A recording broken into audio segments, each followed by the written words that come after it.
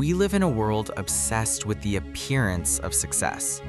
We talk about the plans, we announce the goals, we share the vision before it has survived even a single hard day.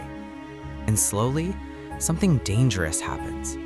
The mind begins to confuse praise for progress and applause for achievement. Today, I want to tell you a story about a man named Elias and the wall that taught him the difference. Elias lived in a small hillside village.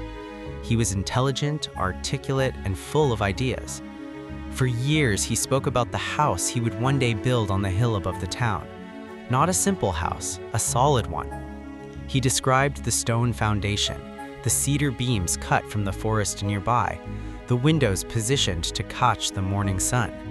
He had drawings, measurements, stories. And when he spoke, people listened. At the tavern in the evenings, his words filled the room. People called him ambitious, they admired his vision. And Elias felt successful without ever lifting a stone. Every morning on his way to work, he passed the hill.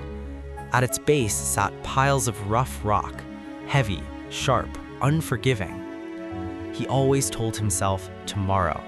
Tomorrow when the time is right. Tomorrow when he feels ready. But talking felt rewarding, building felt exhausting. Years passed. The sketches faded. The conversations grew shorter. The applause turned into silence. Elias hadn't failed publicly. He had simply never begun privately. Then came the winter. A storm unlike any before tore through the village. Rain leaked through the roof of Elias's rented shack. Cold air crept through the walls. That night, shivering under thin blankets, Elias stared toward the hill. It was still empty. And for the first time, the truth landed fully. Words cannot keep you warm. Intentions do not shelter you, and admiration cannot replace effort. The next morning, Elias made a quiet decision. He stopped talking. He didn't announce a fresh start. He didn't tell anyone he had changed. He walked to the hill, picked up one stone, and carried it uphill. It took him nearly an hour. The stone cut his palm, his arms burned, his back ached. But when he placed it on the ground, something shifted. The next day, he carried another and another. Some days only one stone, some days none. He learned how to set a foundation, slowly, carefully, correcting mistakes. He learned how to cut stone properly, how to measure twice, how to rebuild sections that collapsed. He worked before sunrise. He worked after sunset. No audience, no encouragement, no praise. People assumed he had given up. In truth, Elias had finally begun. Months turned into years. His hands hardened. His body grew stronger. His mind quieter.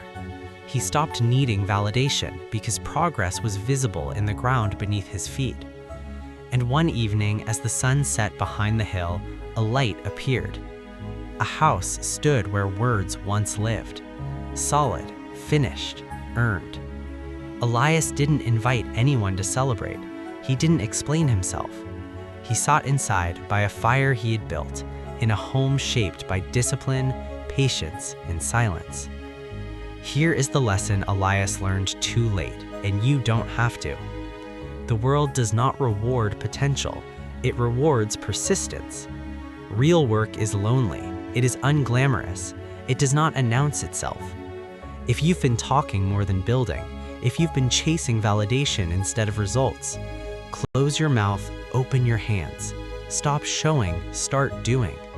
Because the quiet satisfaction of a finished task will always outweigh the loud applause for an unfinished dream.